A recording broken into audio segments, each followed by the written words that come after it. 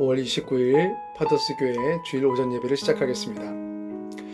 먼저 예배를 시작하기에 앞서서 지난 한 주간의 죄를 떠올리면서 하나님께 자백하는 시간, 회개하는 시간, 또 참회의 기도하는 시간, 이 시간 갖겠습니다. 기도하겠습니다.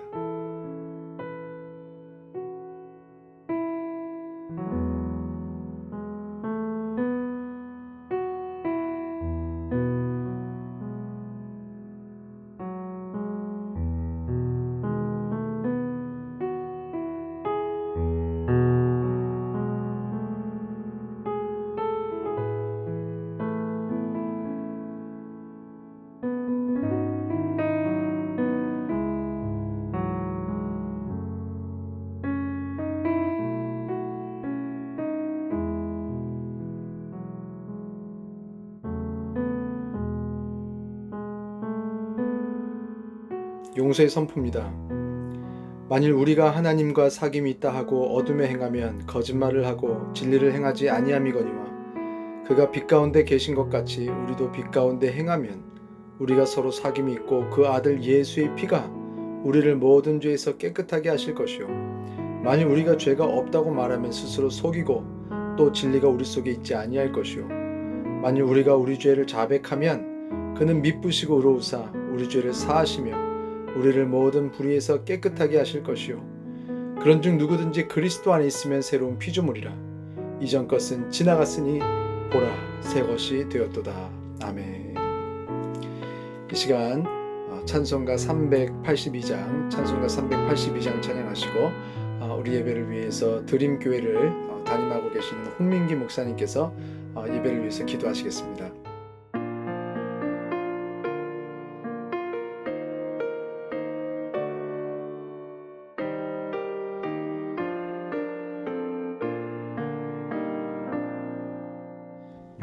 근심 걱정 말아라 주 너를 지키리 주 날개 밑에 거하라 주 너를 지키리 주 너를 아무 때나 어디서나 주 너를 지키리 늘 지켜주시리 어려워 낙심될 때에 주 너를 지키리 위험한 일을 당할 때 주 너를 지키리 주 너를 지키리 아무 때나 어디서나 주 너를 지키리 늘 지켜주시리 너 쓸 것 미리 하시고 주 너를 지키리 구하는 것을 주시며 주 너를 지키리 주 너를 지키리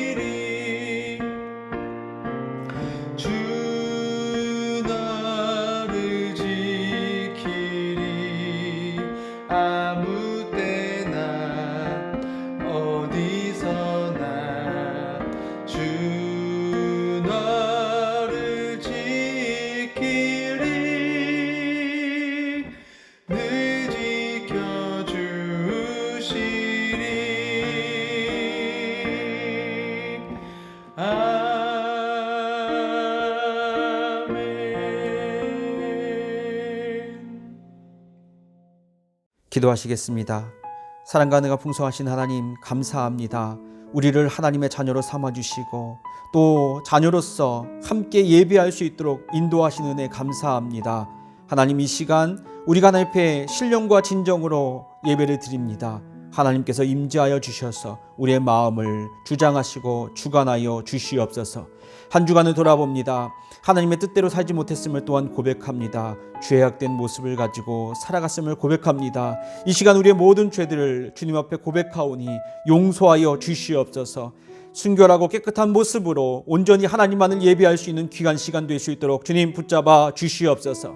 특별히 아버지 하나님, 파더스 교회를 위해 기도합니다. 교회를 세우시는 하나님, 이제 파더스 교회를 시작하게 하시고 세우셨사오니 하나님 모든 것 함께 하시고 인도하시고 이끌어 주시옵소서. 특별히 아버지 하나님, 이제 파더스 교회를 주님 계약했습니다. 인테리어를 시작합니다. 하나님 기억하여 주셔서 좋은 사람들 만날 수 있도록 인도하여 주시옵소서. 또 인테리어 하는 동안에 부족한 부분들을 다 채우실 때에 먼저 재정적인 부분을 채워 주시옵소서. 물질 때문에 아버지는 공사가 멈추지 않도록 주님께서 인도하여 주시옵소서. 채우실 때 풍족하게 채워지는 역사가 나타날 수 있도록 주께서 인도하여 주시옵소서. 또 아버지 하나님이여, 파더스 교회 많은 동역자들을 보내 주시옵소서. 함께 주님을 예배하고 함께 교회를 이끌어 나갈 수 있도록 주님 많은 동역자들을 함께 보내 주시옵소서. 그래 아버지 하나님이여, 함께 예배하는 초소가 되게 하시고 함께 주님의 복음을 증거하는 초소가 될 수 있도록 인도하여 주시옵소서. 성령의 능력과 성령의 권능이 충만히 임하는 그런 교회로 설 수 있도록 주님께서 인도하여 주시옵소서. 마지막 때에 아버지 하나님, 그 세워지는 지역 가운데 사랑을 전파하고 복음을 전파하는 그런 교회로 온전히 서나갈 수 있도록 주님께서 인도하실 때 든든히 서나갈 수 있도록 주께서 인도하여 주시옵소서. 특별히 아버지 하나님, 담임 목사님, 남모세 목사님을 기억하여 주시옵소서. 영력으로, 지력으로, 체력으로 하나님께서 충만히 채워 주시옵소서. 오늘 하나님 앞에 예배합니다. 귀한 말씀을 전해주시는 우리 남모세 목사님, 하나님께서 함께하여 주시옵소서. 온전히 하나님의 말씀만을 대언할 수 있도록 주께서 인도하여 주시옵소서. 듣는 자나 전하는 자나 다 그 말씀을 통하여 은혜 받게 하여 주시고 또 그 말씀을 가지고 한 주간을 기쁨으로 감사함으로 살아갈 수 있도록 주께서 인도하여 주시옵소서. 그래야 하나님 앞에만 영광 돌릴 수 있는 우리의 삶이 되게 하여 주시옵소서. 오늘 이 시간 예배하오니 함께하여 주시고 우리의 마음 가운데, 우리의 심령 가운데 임재하여 주시고 주장하시고 주관하실 줄 믿고 감사하며 예수 그리스도의 이름으로 기도드립니다. 아멘. 예수님께서 가르쳐 주신 기도하겠습니다. 하늘에 계신 우리 아버지여, 이름이 거룩히 여김을 받으시오며 나라가 임하시오며 뜻이 하늘에서 이루어진 것 같이 땅에서도 이루어지이다. 오늘날 우리에게 일용할 양식을 주시옵고 우리가 우리에게 죄 지은 자를 사하여 준 것 같이 우리 죄를 사하여 주시옵고 우리를 시험에 들게 하지 마시옵고 다만 악에서 구하시옵소서. 나라와 권세와 영광이 아버지께 영원히 싸움나이다. 아멘. 이 시간 영상을 통해서 파더스 교회 소식을 보시겠습니다.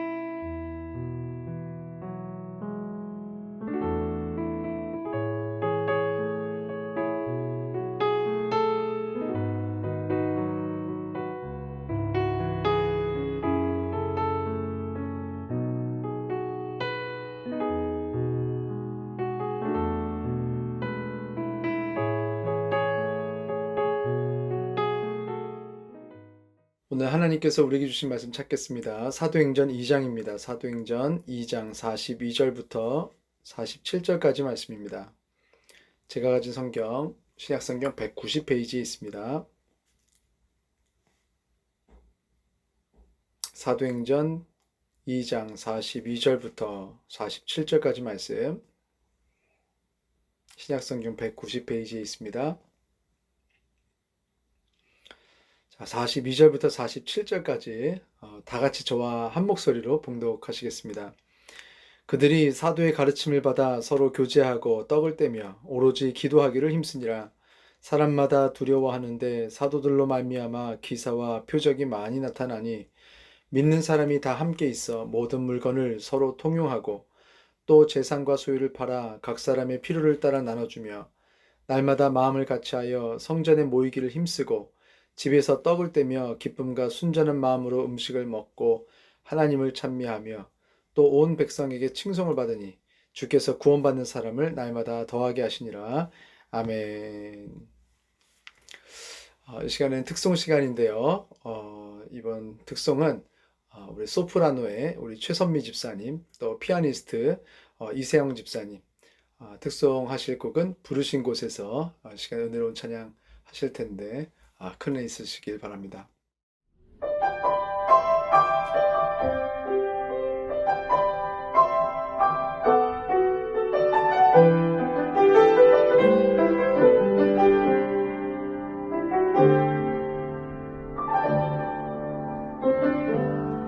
따스한 성령님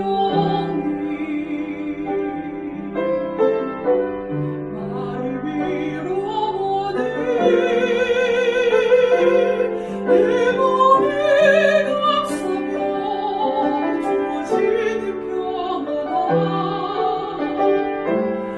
만족함을 느끼네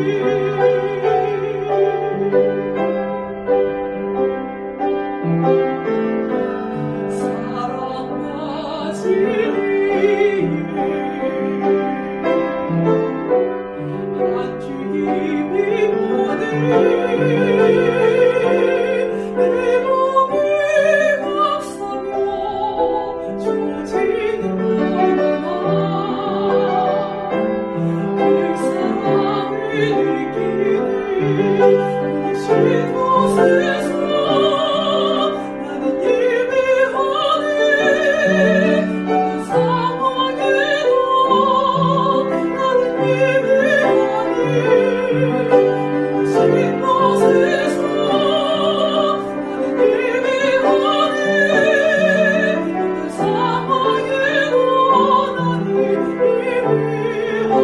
어떤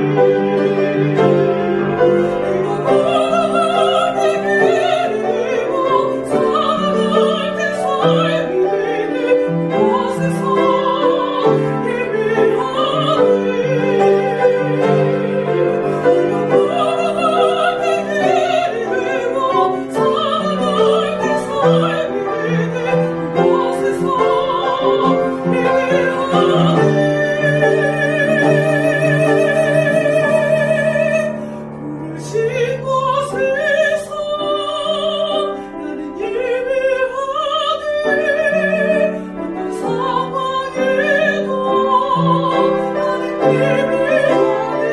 예배하네 부르신 곳에서 나는 예배하네 어떤 상황에도 나는 예배하네 어떤 상황에도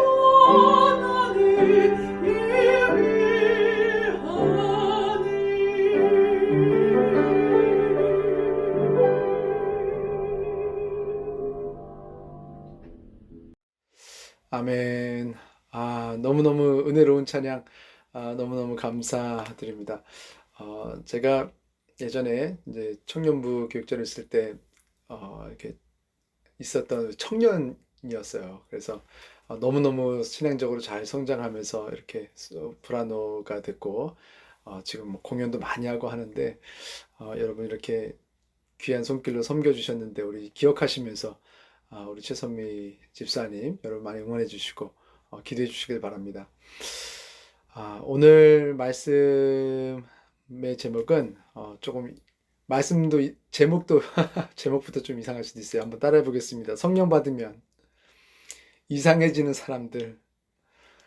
네, 성령 받으면 이상해지는 사람들. 뭐 제가 일부러 좀 제목을 오늘 내용을 조금 더 이렇게 집중해서 들으실 수 있도록 조금은 오히려 예수님 안 믿는 사람들 입장에서 제목을 좀 정해봤어요. 오늘 뭐 말씀 끝에 가면 좀 무슨 말을 하고 싶어 하는 건지 다 아실 겁니다. 여러분, 요즘에 제가 어떤 생각을 많이 하냐면요. 세상이 진짜 정상이 아닌 것 같다는 생각을 참 많이 해요. 25일, 지난 25일에 수요일이죠. 미국 텍사스에서 고등학생이 초등학교에 들어가서 아무 죄 없는 아이들에게 막 총을 난사를 해버려서 학생이 14명이 죽고, 말이 학생이지 그냥 애기들이잖아요. 그 애기들 14명을 이렇게 난사해서 죽게 하고 교사 한 명이 죽었어요. 뭐 원한이 특별히 있는 아이가 있는 것도 아니고 뭐 원수진 사람이 있는 것도 아닌 학교에 들어가서 그냥 그렇게 다 막 총을 난사해서 다 죽여버리고, 자기도 뭐 결국에는 경찰에게 죽었지만, 야, 이게 지금 정상인가? 불과 또 그 이 사건에서 15일 전에는 버팔로라는 곳에서 18세 청년이 슈퍼마켓에 들어가서 그냥 아무나 또 막 쏴 죽인 거예요. 그렇게 해서 10명이 또 죽었대요. 정말 이상한 세상에 살고 있습니다. 왜들 그러는 걸까요? 사람들이 누구에게 원한이 있는 것이 아니고 그냥 세상 모두가 그냥 싫은 거예요. 그냥 가서 다 죽여버리고, 아이고 어른이고. 그리고 정말 이상한 것 중에 하나가, 저는 지금 이제 러시아가 우크라이나를 이렇게 침공해가지고 저렇게 많은 사람들이 죽고 있는데요. 뭐 저는 그런 생각도 해봤어요. 뭐 세계 역사를 보다 보면은 어떤 나라마다 뭐 피치 못할 사정이 있어서 뭐 침공을 하네 어쩌네 뭐 사정이 있을 수도 있잖아요. 저희가 다 모르니까. 뭐 명분이 있을 수도 있죠. 하지만 뭐가 됐든 이렇게 무고한 사람들이 살고 있는 뭐 아파트, 뭐 초등학교, 병원, 뭐 마트에다가 막 미사일을 쏟아붓고 민간인들이 이렇게 수백 수천이 이렇게 죽으면, 혹시라도 정말 의도한 게 아니었다면 지금이라도 사과하면서, 혹시 전쟁을 하더라도 정말 잘못한 것에 대해서는 잘못했다고 좀 얘기하고, 사실 이렇게 많은 아이들이 죽고 임산부가 죽고 그러면 그냥 막 무릎 꿇고 빌어야 되는 거 아닙니까? 근데 어떻게 이렇게 한마디 없이 뭐 잘했다 하면서 저렇게 전쟁을 하고 있는 거 보면서, 야, 정말 무섭다. 세상이 어떻게 되는 것인가. 또 그런 생각도 했어요. 아니, 전 세계가 뭐 아무리 핵을 가지고 있는 러시아, 핵 가지고 있으면 이제 마음대로 막 해도 되는 건가요? 아니, 돕는다고 이렇게 무기 돕고 뭐 하면 되는 거예요? 이거를 왜 안 멈춰주죠? 저는 너무너무 이런 상황이 좀 이해가 안 가고 너무 마음이 아픕니다. 뭐 더 큰 전쟁을 막기 위해서라고 하는데, 더 큰 전쟁을 막기 위해서 조금 힘센 깡패가 막 때리고 있으면은 그냥 뭐 어쩔 수 없네 하고 그냥 이렇게 쳐다보고 있는 게 맞는 건가? 저는 너무너무 마음이 아프고, 정말 이렇게 세상이 진짜 말세가 됐구나. 하나님이 쓸어버리셔도 그럴 법하겠구나. 그런 마음을 요즘에 많이 먹습니다. 뭐 이것뿐이 아니죠. 이 세계가 뭐 꼭 뭐 미국, 우크라이나, 러시아가 아니라 우리나라에서도 얼마나 말도 안 되는 일들이 자꾸 일어나고 있습니까? 이렇게 정상이 아닌 일들이 하루가 멀다 하고 이렇게 일어나고 있으니까 이제 사람들이 거기도 익숙해지고 있는 것 같아요. 근데 사실은 제가 뭐 좀 앞서서 좀 너무 극단적인 얘기들을 좀 하니까, 야, 맞아, 저거 정상이 아니야. 그런 생각을 아마 같이 공감하셨을 거예요. 하지만 사실 우리들이 하고 있는 것들 중에서 사실은 정상이 아닌 것들이 굉장히 많습니다. 그런데 이제 모두가 하고 있으니까 문화가 되어서 우리가 모르고 있고 신경 안 쓰고 있는 것들이 많아요. 근데 문제는 정상의 기준이 무엇이냐는 것입니다. 불과 몇 년 전에 우리나라 간통죄 폐지됐죠. 예전에는 간통하면은 죄였는데 이제는 죄가 아니에요. 개인의 사생활이래요. 그것이 침해가 되면 안 되기 때문에 그 자유를 영위하기 위해서 간통죄를 없앴어요. 예전에는 분명히 죄라면서 지금 죄가 아니래요. 한국 내에서 우리가 잠깐만 봐도 죄였다가 죄가 아니었다, 이것이 수시로 상시로 바뀝니다. 그러면 전 세계의 죄의 기준은 누가 갖고 있는 거예요? 맞아요. 우리 하나님의 말씀이 그 죄의 분명한 기준인 줄 믿습니다. 여러분, 이 세상에서 정상적인 것, 기준은요, 분명히 하나님의 말씀 안에서 찾아내야 되는데, 문제는 우리가 성경 안에 어떤 정상을 말하는, 그 기준을 말하는 그 지점을 우리가 잘 못 찾을 때가 많아요. 그래서 뭐 목사가 필요한 게 아닌가 싶습니다. 여러분, 우리는 오늘 말씀을 통해서 하나님의 말씀을 깨닫고, 하나님의 눈에 우리가 창조됐을 때부터 처음부터 정상적이었던 것들을 우리가 좀 찾아낼 수 있는 그런 귀한 시간이 되기를 주 이름으로 축원합니다. 자, 우리 파더스 교회는요, 4월 첫째 주에 이렇게 예배를 시작하면서 예수님께서 고난당하신 시점부터 해서 시간 순서대로 지금 이렇게 말씀을 제가 전하고 있어요. 예수님께서 고난당하시고 돌아가시고 부활하시고 성령을 예고하시고 그리고 승천하셨죠? 그러고 나서 제자들이 예고가 된 대로 성령을 받고, 성령 받은 제자들이 나가서 이제 복음을 전합니다. 그러면서 지난주에 이제 복음을 전했더니 그 말씀을 들은 유대인들이 이제 회개하는 모습이 나타났죠. 그리고 그 회개하는 자들에게서 왜 하나님께서 굳이 용서로 끝내지 않으시고 성령의 선물을 주시려고 하는가, 그 부분을 말씀을 전했습니다. 그리고 오늘 이어서 무엇을 볼 거냐면 하나님께서 성도들에게 성령 받게 하셨고 또 성령 받은 사람들은 원래 하나님께서 창조하셨던 이제 정상적인 삶을 살게 됩니다. 그래서 오늘 이제 말씀 제목이 여기서 나왔던 거예요. 그러면 성령 받은 사람들이 성령을 받아서 그럼 삶이 어떻게 바뀌었는가를 알면 하나님께서 원하셨던 그 정상적인 삶이 무엇이었는가를 우리가 알 수 있게 됩니다. 성령 받고 나서 달라진 삶이 있을 거 아니에요. 그러니까 하나님은 정상으로 돌려내셨겠죠. 하나님이 그 성도들 안에 들어오셨으니까. 자, 사도행전 2장 42절부터 47절을 보면요, 이 두 가지가 명확하게 나오는데요. 첫 번째, 성령 받기 위해서 한 성도들의 행동이 하나가 나오고, 두 번째로 그렇게 해서 성령 받은 성도들의 행동, 이렇게 두 가지가 나옵니다. 자, 먼저 성령 받기 위해서 성도들이 무엇을 했는가를 봐야지만 저는 한번 좀 뒤집어 볼게요. 그래서 성령 받으면 우리에게 나타나는 열매들을 먼저 보고 그것을 얻기 위해서 성도들이 무엇을 했는가를 보겠습니다.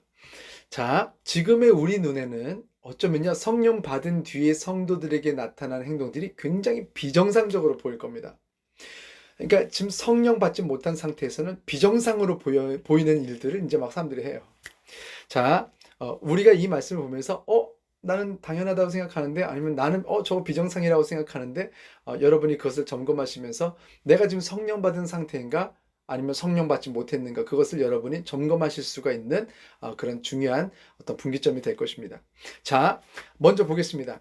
아주 비정상적이게 보이는 것들을 먼저 시작을 하는데요. 그것이 무엇이냐면 44절이에요. 44절 한번 말씀 우리 함께 자막 보시면서 읽으시겠습니다. 믿는 사람이 다 함께 있어 모든 물건을 서로 통용하고, 이렇게 나왔어요. 자, A 파트, B 파트 좀 이렇게 앞뒤를 나눠서 먼저 앞부분만 보겠습니다. 믿는 사람이 다 함께 있어, 이렇게 했어요. 성령 받고 났는데 믿는 사람이 다 함께 있어. 이거 뭐하러 썼을까요? 만약에 성령 받기 전에도 믿는 사람들이 다 함께 있었으면 이렇게 썼을까요? 그 전에 그렇지 않았는데 그렇게 했으니까 지금 성령 받았다 하고 보여주는 거예요. 자, 보세요. 44절에도 보면 뭐라고 나오냐면 all the believers were together, 이렇게 맞는데 이 together가 믿어도 안 됐던 거예요. 그 전에는 믿는 사람들, 여러분 고린도전서도 보면요, 고린도 교회 쓴 편지잖아요. 다 믿는 사람들이고 막 은사가 나타났다고 했어요. 그런데도 불구하고 그 사람들에게 있었던 문제가 뭐였냐면 딱 한 가지였어요. 고린도전서는 서로 하나가 되지 못했다는 거예요. 서로 함께 있지 못했던 거예요. 그래서 나는 게바파요, 나는 바울파요, 그리스도파요, 아볼로파요, 막 쪼개지고 나눠졌어요. 믿는데 그 사람들이요, 믿었기 때문에 아마 죽었으면 구원받았을 겁니다. 그런데 문제는요, 그 사람들이 여전히 함께 하지 못했다는 거예요. 그런데 성령 받고 나서 뭘 할 수 있게 됐냐면 믿고 나서도 함께 할 수 있는 때까지 성장할 수 있게 됐던 것입니다. 교회 안에도 우리는 믿음을 가졌지만 그러나 함께하지 못하는 사람들이 많죠. 자꾸 깨지고 나눠지고 분립되고. 그게 왜 그러냐면은 이게 성령 받지 못했기 때문에 그렇습니다. 성령 받으면 하나가 되게 하십니다. 자, 그 다음 비정상적인 행동. 자, 두 번째 파트 44절 뒤쪽 한번 볼게요. 자, 함께 읽겠습니다. 말씀 보시고 시작. 모든 물건을 서로 통용하고. 모든 물건을 함께 썼대요. 자기 거 누구 거 이런 거 없이. 자, 그리고 45절도 연속해서 읽겠습니다. 같은 거니까 시작. 또 재산과 소유를 팔아 각 사람의 필요를 따라 나눠주며. 재산과 소유를 파는 건 할 수 있죠. 그런데 목적이 달라요. 그 목적이 뭐냐면 각 사람의 필요를 따라 나눠주기 위해서 팔았대요. 자기가 가지고 있는 것을 팔아서 다른 사람들의 필요를 위해서 나눠줬다는 것입니다. 믿는 사람들이 함께 있었는데 그 안에 각 사람들의 필요가 있었던 거예요. 그래서 그 필요를 위해서 내 물건을 팔았다. 재산을 팔았다. 그래서 나눠줬다. 통용했다. 함께 썼다. 여러분 어때요? 막 말씀이 부딪히죠? 불편하죠? 나는 저렇게 못하겠는데 싶죠? 저렇게 해야 되는 건 알겠는데 못하겠다. 여러분은 믿음이 있어서 여러분이 구원은 받아요. 그러나 사실 성령 받는 것이 성령 받지 못했거나 아니면 성령 충만한 부분에 대해서도 나중에 나오거든요. 그러니까 성령 받는 아직 충만하게 받지는 못하신 거예요. 그래서 성령을 막 받으려고 하셔야 됩니다. 자, 그 다음 또 비정상적인 행동이 있었어요. 뭐냐면 46절입니다. 46절 함께 읽으시겠습니다. 날마다 마음을 같이하여 성전에 모이기를 힘쓰고 집에서 떡을 떼며 기쁨과 순전한 마음으로 음식을 먹고 이렇게 했어요. 날마다라고 걸어놓고 날마다 했던 행동들 네 가지가 여기 한 절에 다 나와요. 네 가지가. 자, 첫 번째 뭐냐면 마음을 같이 했다고 나옵니다. 날마다 마음을 같이 하여. 예수를 믿어도 투게더, 몸으로도 투게더가 안 되는데 어떻게 마음을 같이 해요? 예수 믿어도 마음을 같이 하지 못하는 거예요. 그런데 마음을 같이 할 수 있게 된 거예요. 내가 저 사람이랑 참 마음이 같이 안 된다. 같이 교회를 다니지만 마음이 하나가 안 된다. 아, 하나님 성령 주세요라고 기도해야 되는 타이밍인 거예요. 자, 두 번째, 날마다 성전에 모이기를 힘썼다고 나옵니다. 돈 벌 수 있는 자리, 또 내 자식이 잘 되는 자리, 뭐 이렇게 이런 자리에 모이라고 하면요, 막 길을 쓰고 모이죠. 그런데 하나님 나라를 위해서 모이자, 하나님 나라를 위해서 예배하자, 선교하자, 봉사하자, 그러기 위해서 우리 모이자 하면 참 뭐 이유가 많아. 못 모인대, 못 모여. 갑자기 없던 이유들이 뭐 사정들이 상황들이 다 생겨요. 그런데 삶들이 이상해졌어요. 하나님을 위한 자리, 하나님께 예배하는 자리, 하나님을 높이는 자리에 길을 쓰고 모이는 사람들이 된 거예요. 여러분, 우리도 그렇게 될 수 있습니다. 모이는데 힘을 낼 수 있습니다. 내가 먼저 하나님께 예배드리기 위해서 그냥 여러분 어쩔 수 없이 영상으로 드리는 분들 잘하시는 겁니다. 하지만 내가 최선을 다해서 모이는 자리로 가야겠다. 그런 마음이 하나님께서 불을 일게 해주세요. 언제? 성령 받을 때. 그래서 여러분 성령 달라고 기도하셔야 됩니다. 또 그 다음 비정상적인 행동이 있었어요. 그게 뭐냐면 세 번째로 집에서 떡을 뗐다고 나왔어요. 집에서 떡을 뗐다고 나왔는데 뭐 별일인가? 집에서 떡 먹는 게 밥 먹었나 보지 뭐. 아닙니다. 그게 아니고 집에서 떡을 먹었다면 좀 먹었다고 나오겠죠. 근데 표현이 좀 특별해요. 떡을 뗐답니다. 뗐다는 표현이 영어 성경에도 좀 다르게 나와요. 떡을 먹었을 때랑 뭐라고 나오냐면 they broke bread 이렇게 나옵니다. 보통 먹었다라고 했을 때는요, take이나 뭐 get이나 뭐 eat이나 뭐 여러 가지 다른 동사가 있는데 break는요 안 쓰는 표현이에요. 먹는다라고 했을 때 이게 먹는 표현을 쓰는 게 아닙니다. 사실은 break는요. 이거는 깨는 거고 찢는 거 나누는 거거든요. 뭐냐면 이 떡을 뗐다는 언제 쓴 표현이냐면 예수님께서 돌아가시기 전에 성만찬 하시죠, 제자들과. 그때 빵을 이렇게 떼어 주신 거예요. 떼어서 나눠 주시고 그리고 잔을 주셨다고 했어요. 뭐냐면 여기서 집에서 떡을 뗐다라는 것은 집에서도 성만찬을 했다는 거예요. 그래서 이 성만찬 때 예수님께서 떼어주셨던 것처럼 집에서도 성만찬을 했다는 건데, 그럼 목사님, 우리도 지금 집에서 성만찬을 해야 되는 뭐 그런 겁니까? 그런 의미가 아니에요. 자, 성만찬의 의미부터 지금 잘 알아야 되는데 간단하게 다루겠습니다. 누가복음 22장 19절 보실게요. 누가복음 22장 19절 한 목소리로 읽겠습니다. 또 떡을 가져 감사기도 하시고 떼어 그들에게 주시며 이르시되 이것은 너희를 위하여 주는 내 몸이라 너희가 이를 행하여 나를 기념하라 하시고. 이거 보고 싶은 거예요. 이를 행하여 나를 기념하라 하시고. 기념하라가 조금 어렵죠. 영어로는 쉬워요. 뭐라고 나오냐면 do this, 이것을 해라 in remembrance of me. remembrance는 remember입니다. remember, 기억하다. 나를 기억하기 위해서 do this, 이것을 행하라는 거예요. 뭐냐면 기념하라, 이것은 뭐냐면 나를 기억하라. 이것을 행함으로 나를 기억해라. 뭐냐면 성만찬은요, 사실 그것을 먹어서 뭐가 처음가고 뭐 그런 게 아니에요. 세례도 뭐 세례 받는다고 처음 가는 게 아니에요. 그 의미를 가지고 우리가 처음 가는 거예요. 의미를 받아들일 때. 성만찬의 의미 첫 번째는 뭐냐면요, 예수님께서 이것을 행하래요. 그러면요, 일단은요, 뭐 모르겠어, 다 몰라도 일단은 하나님께서, 예수님께서 행하라고 명령하셨기 때문에 순종하는 의미에서 일단 하는 것입니다. 그래서 우리가 성만찬 하는 거예요. 순종하는 의미에서. 두 번째는 뭐냐면 기념하라잖아요. 기념하는 것, 다시 기억하는 것. 무엇을? 성만찬의 의미를 기억하라, 떠올려라. 예수님께서 우리를 위해서 자신의 몸이 찢어지시고 피를 흘리셨다. 다시 말해서 그 고난과 죽음, 다시 말해서 우리를 향한 하나님의 그 놀라운 사랑을 기억해라, 이것입니다. 엄마가 너네 키우느라 이렇게 힘들었어, 고생했어, 이런 말씀하시면요, 다른 게 아니에요. 내가 너희를 이렇게 사랑한다, 요걸 말하고 싶은 거예요. 여러분, 집에서 떡을 떼었다고 하는 것은 교회에서만 예수를 기억하고 교회 바깥으로 나가면 예수를 기억하지 않는 사람들이 대부분이죠, 사실. 밖에 나가면 예수 안 믿는 사람처럼 행동하고 결정해요. 그런데 이때 성령 받고 나니까 어떻게 됐냐면 교회에서만 예수 믿는 사람이 되는 것이 아니라 일상에서도, 집에서도, 모든 순간에서도 예수님을 기억하는 그런 삶으로 바뀌었다는 겁니다. 언제? 성령 받았을 때에. 자, 마지막으로 비정상적인 행동 하나가 나와요. 그게 뭡니까? 46절 마지막에 날마다 무엇이 됐냐면 기쁨과 순전한 마음으로 음식을 먹고 이렇게 나왔습니다. 이거야말로 별거 아닌 것 같죠? 아니요. 굉장히 어려운 겁니다. 여러분, 집에서 가족들이 식사를 하잖아요. 이 자리가 원래는요, 모이면요, 기쁨이 넘치는 자리였었습니다. 원래는 이게 정상이었어요. 기쁨이 넘치는 자리, 마음이 편안한 자리, 아무것도 숨길 게 없는 자리, 있는 그대로의 나를 다 노출해도 나를 받아주는 그런 사람들과의 행복한 자리가 이 가족 간의 식사 시간이었어야 됐어요. 근데 이게 깨진 거예요. 지금만 깨져 있는 것이 아니라 그 당시에도 초대교회 때도 가족들이 그렇게 깨져 있었던 거예요. 식사 자리, 모이는 자리가 싫었던 거예요. 가족 간의 식사를 해도 기쁨이 없어요. 짜증만 나, 화가 나. 그리고 가족 간에도 마음을 열지를 못해. 그래서 있는 그대로 순전한 마음, sincerity of heart 이렇게 나옵니다. 뭐냐면 마음속에 있는 가장 깊은 것, 그것을 말할 수 있는 상태인 거예요.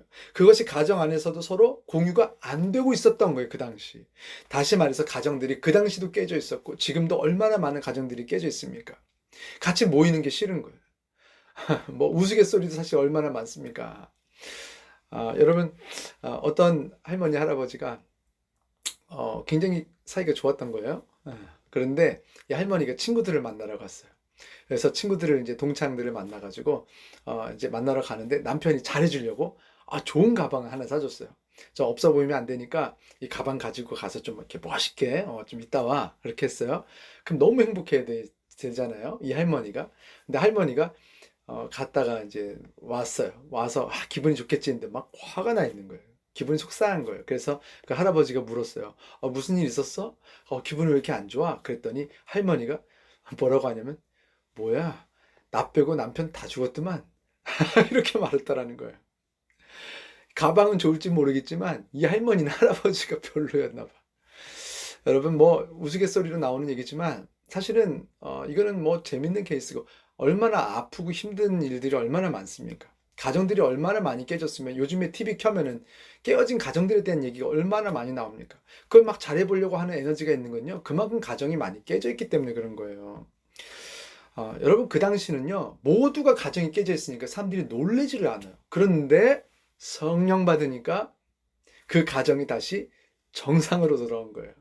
정상으로 돌아와서 가정 안에 기쁨이 있고 가정 안에서 정말 순전한 그 사랑을 나눌 수 있는 순전한 마음을 다 꺼내놓고도 기쁨이 있는 그런 자리로 하나님께서 바꿔주셨다는 거예요. 언제? 성령 받았을 때예요. 그런 성령님께서 주시는 놀라운 성령의 선물들이 여러분과 저에게 있기를 주의 이름으로 축원합니다. 자, 제가 왜 이렇게 좋은 일들인데 비정상적인 행동들이라고 제가 언급하면서 심지어 제목까지 그렇게 잡았느냐? 이 행동들이 당시에는요 아주 일반적이지 않은 행동들이었다는 거예요. 다 깨져 있었다는 거예요. 마음이 안 합쳐진다는 거예요. 교회 모여도 사람들이 다 마음이 흩어지고 예수를 기억하지 않았다는 거예요. 그냥 교회에서만 딱 신앙생활하고 그런데 하나님께서 정상으로 돌려내신 거예요.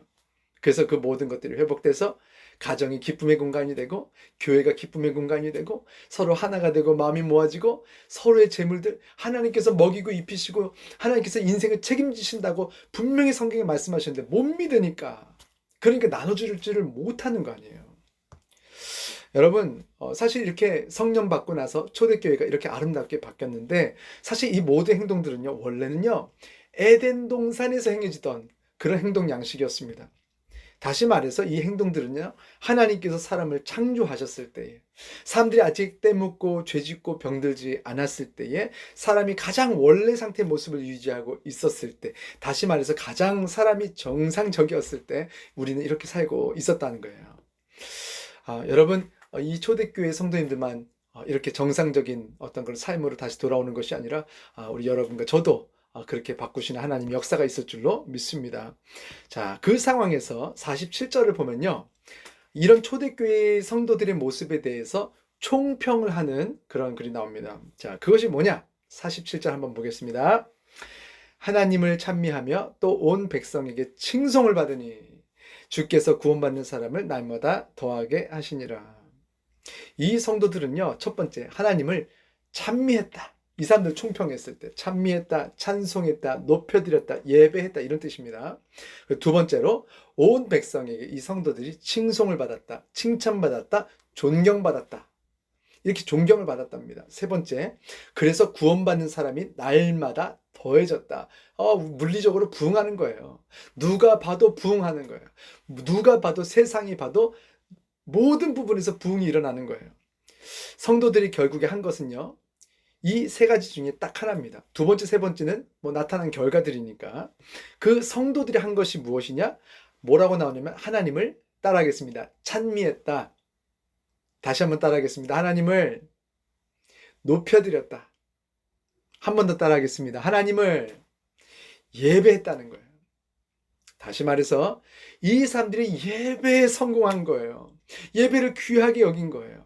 예배에 최선을 다한 거예요. 그랬을 때 하나님께서 2번, 3번이 일어나게 하신 거예요. 사람들에게 존경을 받고 칭찬을 받고 칭송을 받고 그리고 매사에 부흥이 일어나게 하신 거예요. 그것이 무엇이냐? 우리가 이 사도들이 한 것, 성도들이 한 1번 하나님을 찬미한 것, 그것이 성경에 나오는데 그것이 구체적으로 무엇이냐? 바로 42절입니다. 42절 한 목소리를 한번 읽어보겠습니다. 시작. 그들이 사도의 가르침을 받아 서로 교제하고 떡을 떼며 오로지 기도하기를 힘쓰니라.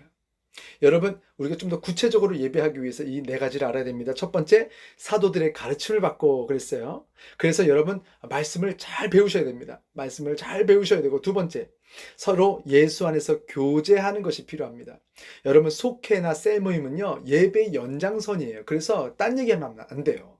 거기서 말씀을 나눠야 됩니다.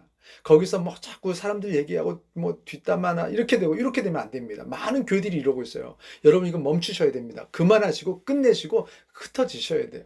그곳에서 말씀을 나누셔야 됩니다. 세 번째, 떡을 뗀다. 성만찬, 예수를 기억하는 것을 하셔야 됩니다. 그리고 네 번째, 오로지 기도하기를 힘썼다 이렇게 나왔어요. 여러분, 이렇게 네 가지 말씀을 잘 들으시고 말씀으로 교제하시고 그리고 예수를 기억하는 떡을 떼는 것을 하시고 또 기도하는데 여러분 힘을 다해야 됩니다. 그때에 하나님께서 우리 예배를 통하여서 성령의 선물을 주시고 이제 우리도 이런 초대교회가 경험했던 모든 정상들로 돌아오는 모든 비정상적인 것이 깨어지고 정상으로 돌아오는 역사가 우리에게 일어난다는 것입니다. 그때에 사람들로부터 존경을 받고 여러분의 가정에 부흥이 일어나고 여러분의 재정에도 경제적인 것에도 부흥이 일어나고 여러분의 자녀의 학업에도 부흥이 일어나고 여러분의 건강에 인생의 모든 인간관계에 부흥이 일어나는 거예요. 할렐루야. 제가 경험한 이야기 하나 말씀드리고 우리 찬양하고 기도할 텐데요.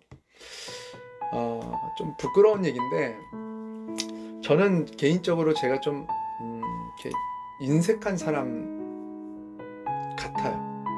더 그랬었던 것 같아요. 더 저는 어려서부터 늘 저희 부모님도 이제 이 영상을 보시는데 저는 우리 집이 늘 가난하다고 생각을 했어요. 그래서 이렇게 용돈을 주시는데도 이렇게 돈을 쓰면 안 되겠는 거예요. 그래서 우리 집은 가난하니까 그렇게 돈을 쓰면 안 돼 그런 생각했던 거죠.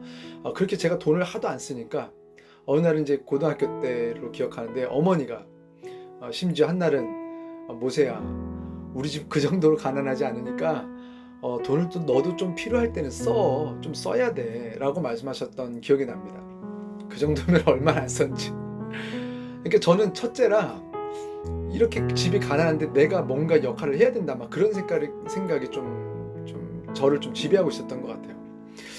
왜 그렇게까지 생각했는지 모르겠어요. 그래서 어머니가 너 좀 하고 싶은 것 좀 해라. 이렇게 너무 그렇게 살면 불행하다. 너가 하고 싶은 건 뭐야? 너가 사고 싶은 건 뭐야? 오히려 이렇게 물어봐 주셨어요. 저는 그 뒤로도 좀 스스로 이렇게 좀 나는 그렇게 살면 안 돼 막 그러면서 좀 찌질하게 좀 살았던 것 같은데 이게 제일 큰 문제는 뭐냐면 헌금할 때도 제가 찌질한 거예요. 인색한 거예요. 근데 제가 21살 때 그런 좀 너무 감사한 경험이 있었습니다. 캠프를 갔는데 너무너무 제가 큰 은혜를 받은 거예요.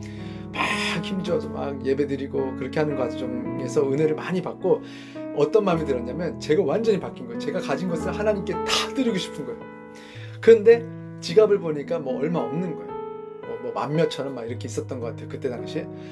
근데 이거 가지고 안 되겠는 거예요. 더 드리고 싶은 거예요. 그래서 찾은 게 뭐냐면 캠프 때 밥을 먹으려면 여러 교회 연합 수련회였는데 식권이 나오잖아요.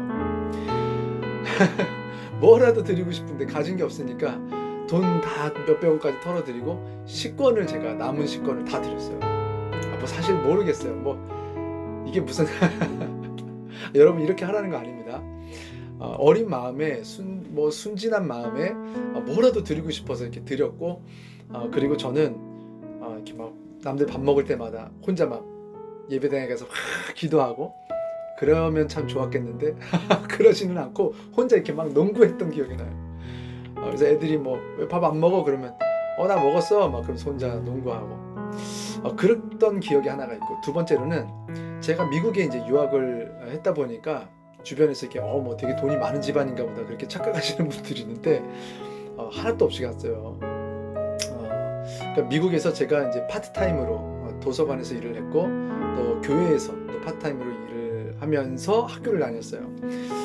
그러다 보니까 이제 생활비도 부족하고 학비도 부족하고 그래서 1년에 학비를 10번에 나눠서 내는 이제 그런 프로그램을 제가 신청을 했고 그렇게 이제 매달 막 학비 압박이 오는 거예요. 결국엔 학비를 못 냈어요.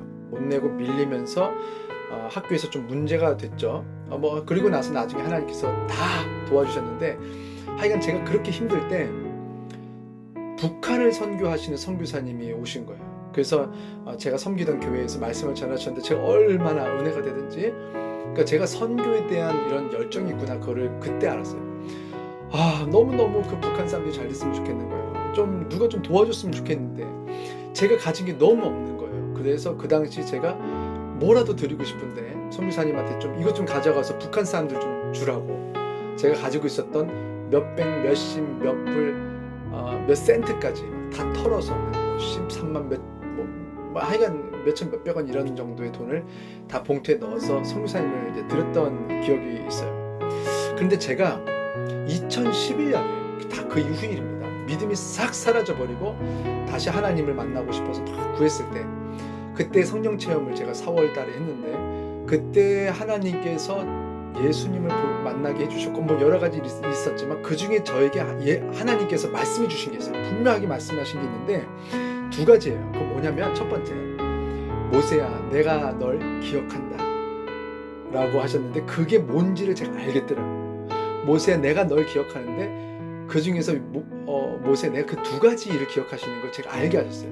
그 이제 앞에 말씀 두 가지 사건입니다. 그리고 두 번째는 뭐라고 말씀하셨냐면 모세야 내가 물질 때문에 너를 어렵게 하지 않겠다 이렇게 말씀하시는 거예요. 제가 그 전에 굉장히 걱정이 많았거든요. 이렇게 전도사 월급으로 살면서 어떻게 먹고 사나 우리 부모님은 어떻게 되나 막 걱정이 막 태산인 거예요. 그런데 하나님께서 그 말씀을 해주시면서 제 마음에 평안함이 시작이 되고 자유함이 시작되면서 얼마나 행복한지 여러분 그 뒤로는요 제가 돈이 막 남아본 적은 없지만 돈이 부족해 본 적 없어 본 적도 없어요. 저희 교회 이제 인테리어 해야 되거든요. 1,000만 원 있어요. 1,000만 원 있는데 물어보니까 저는 몰랐어요. 이런 거 한 번도 안 해봐서 천장이 뭐 성면도 막 이제 처리를 해야 돼요. 철거를 해야 되고 뭐 40평 철거하는데 뭐 돈이 얼마 들겠어요. 어마어마한 거예요. 야 이거 철거하면은 나머지 뭐 할 수 있는 게 아무것도 없는 거 아니야? 막 싶을 만큼 많이 나오고 뭐 몇 군데 견적을 계속 보고 있어요. 그 위에 일단 최소한 바닥은 깔아야 되고 냉난방기 정도는 있어야 되는데 야 이것도 못하는 거 아니야? 그러니까 에어컨도 잘못하면 못 들어가겠는 거예요.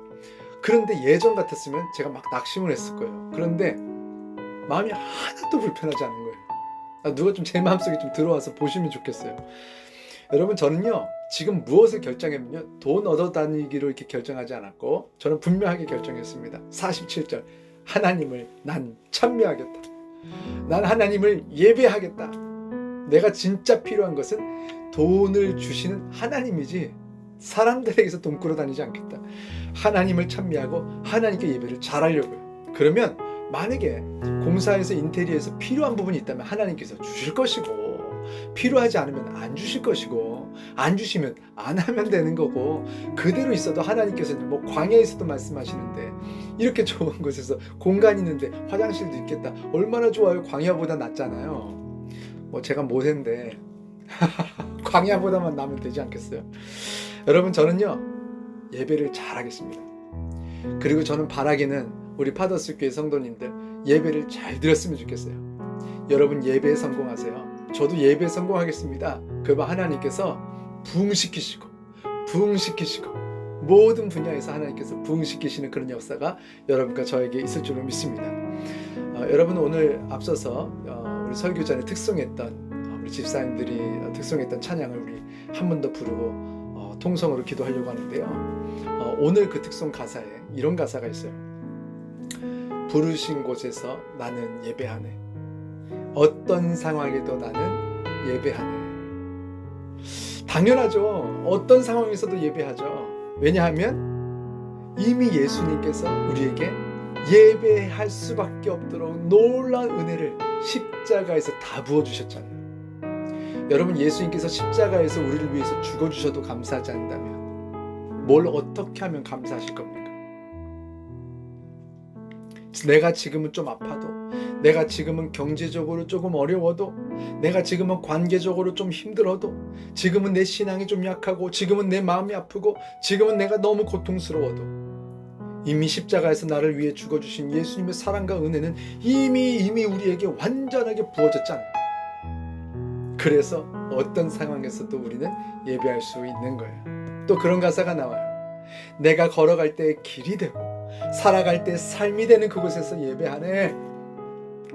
그동안은 아무리 열심히 걷고 또 열심히 일해도 길이 보이지 않았는데, 아무리 열심히 살고 살아도 이게 사는 것 같지 않았는데, 삶 같지가 않았는데, 그랬던 인생이 비로소 길이 나타나고 사는 것이 삶이 되는 그런 인생이 시작되는 것입니다. 언제? 부르신 이곳에서 오늘 우리가 예배할 때. 할렐루야. 오늘 시간 이 찬양하고 우리 기도하면서 하나님께서 우리가 그동안 잃어버렸던 본래의 모습, 정상적인 모습을 다 회복시키시고 성령으로 기름 부으셔서 성령의 선물로 충만하여져서 여러분의 신앙과 여러분의 가족과 자녀들과 건강과 경제적인 분들, 또 인간관계 모든 분야에서 하나님께서 부흥하게 하시는 놀라운 역사가 있게 될 줄을 주 이름으로 축원합니다. 이 시간 우리 함께 찬양하고 기도하시겠습니다.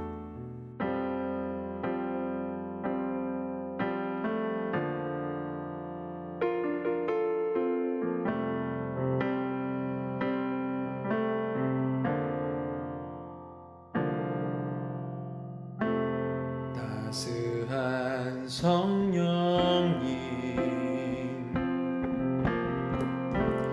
마음으로 보내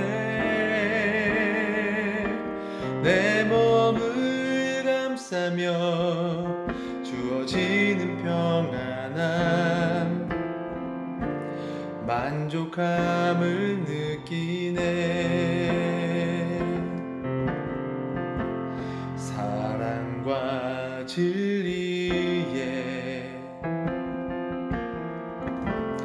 한 줄기 빛 보내 내 몸을 감싸며 주어지는 평안함 그 사랑을 느끼네.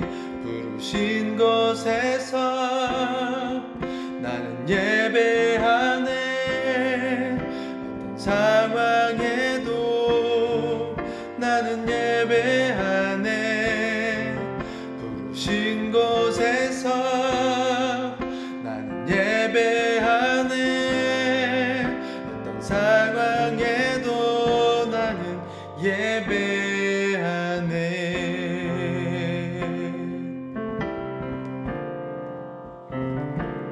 따스한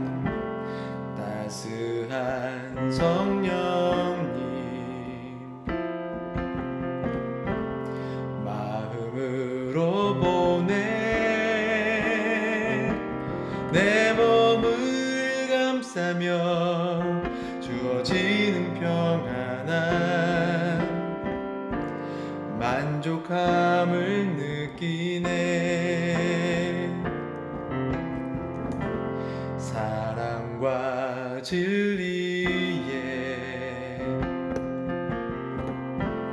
한 줄기 빛 보내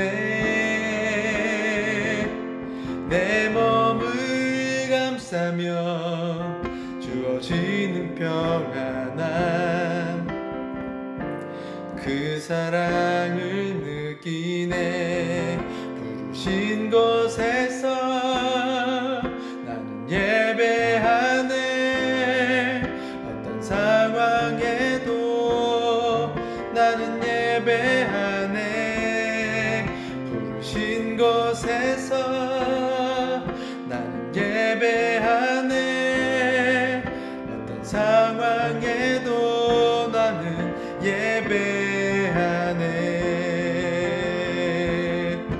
내가 걸어갈 때 길이 되고 살아갈 때 삶이 되는 그곳에서 예배하네 내가 걸어갈 때 길이 되고 살아갈 때 삶이 되는 그곳에서 예배하네 부르신 곳에서 나는 예배하네 어떤 상황에도 나는 예배하네 부르신 곳에서 나는 예배하네 어떤 상황에도 나는 예배하네 이 시간 말씀을 생각하면서 기도합시다. 하나님 감사합니다. 하나님 이 시간 우리에게 말씀을 통하여서 하나님의 마음을 다시 한번 알게 하시니 감사드립니다. 아버지 이 시간 아버지 말씀을 통하여서 아버지 우리가 성령의 열매들 성령의 선물들 아버지께서 주시고 싶어 하시는 그 성령의 역사들을 얼마나 사모해야 되는지 다시 한번 알게 하시니 감사드립니다. 아버지 우리가 그동안 병들어 있어도 병들어 있는지를 알지 못하고 비정상이어도 비정상인지 알지 못하고 세상이 이렇게 다 같이 비정상으로 가는 이때에 아버지 우리가 아버지의 정상을 알지 못하고 아버지의 기준을 알지 못해서 아버지 그동안 아버지를 기쁘시게 한답시고 아버지를 아프게 해드리고 마음을 상하게 해드릴 때가 얼마나 많았습니까? 아버지 용서해 주세요. 아버지 불쌍히 여겨주세요. 이 시간 말씀을 통하여서 우리가 알았사오니 이 시간 아버지의 정상 아버지의 기준 아버지의 말씀을 우리가 알기를 원합니다. 아버지 우리가 기도할 때마다 아버지 우리에게 말씀하시고 기도할 때마다 그 말씀을 깨닫게 하시고 기도할 때마다 아버지 하나님 우리에게 성령을 부어주셔서 이 시간 성령으로 충만한 자들이 이제는 새로운 삶을 살게 하시고 이제는 물질의 종 만모니즘의 아버지 종이 되지 않고 이제 하나님 앞에서 살아가고 하나님만 한 분만 바라보고 그 안에서 우리가 기쁨으로 천국을 누리며 살아가는 우리 모든 주의 백성들 될 수 있도록 주여 인도하여 주시옵소서. 제가 기도하겠습니다. 살아계신 하나님, 역사하고 계신 하나님, 이 시간 말씀을 통하여서 하나님 우리 모습이 얼마나 정상적이지 않았는지 이 시간 깨닫게 하시니 감사드립니다. 초대교회에 있었던 놀라운 그 성령의 역사의 변화들을 보면서 아버지 우리는 얼마나 물질의 종이 되어 있고 사로잡혀 있는지 하나님 이 시간 우리가 알았습니다. 하나님께서 평생에 우리를 먹이고 입히고 마시게 하실 것을 약속하셨는데도 우리는 뭐가 그렇게 부족해서 뭐가 그렇게 불안해서 어떻게 그렇게 예수님의 약속을 믿지 못해서 우리는 불안해하고 고통하고 염려하고 근심하며 벌벌 떨면서 옳지 않은 것을 하면서 삽니까? 아버지 불쌍히 여기시고 이 시간 간절히 바라고 원하오니 성령을 이 시간 부어 주시옵소서. 바라고 원하는 모든 성도님들마다 이 시간 구합니다. 저들에게 성령으로 충만하게 하셔서 성령의 선물 있게 하시고 이제 초대교회처럼 이제는 우리가 정상으로 돌아오고 예수를 모든 상황에서 기억해내고 이제는 우리가 물질의 종이 되지 아니하고 필요한 자들에게 나눠줄 줄 알고 이제 하나님께서 주신 놀라운 부흥을 경험하며 살아가는 모든 인생이 되도록 축복하여 주시옵소서. 이 시간 드려진 예물을 위해서 기도합니다.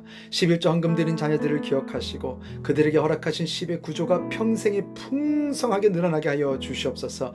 감사헌금 드린 자녀들 그들의 매일매일의 일상에 감사할 제목이 끊어지지 않게 하시고 선교 헌금 드린 자녀들 그들이 아버지의 자녀들을 먹여 싸우니 그들의 자녀들 또한 먹여 주시옵소서.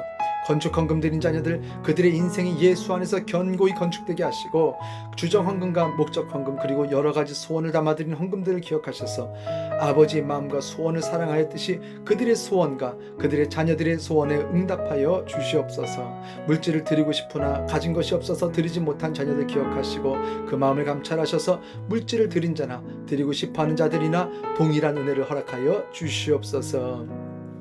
이제는 우리 주 예수 그리스도의 은혜와 아버지 하나님의 무한하신 사랑하심과 성령님의 감화 감동하심이 오늘 말씀을 듣고 성령으로 충만하여 이제 하나님께서 창조하신 모습 그대로 정상적인 모든 인생을 회복하기로 결정한 주의 모든 자녀들의 머리 위에와 저들의 가정과 자녀와 저들의 직장과 사업과 저들의 건강, 저들이 하고 있는 모든 일들, 계획하고 있는 일들, 또 만나고 있는 모든 관계들 위에까지도 지금부터 영원토록 함께 하시기를 간절히 축원하옵나이다. 아멘.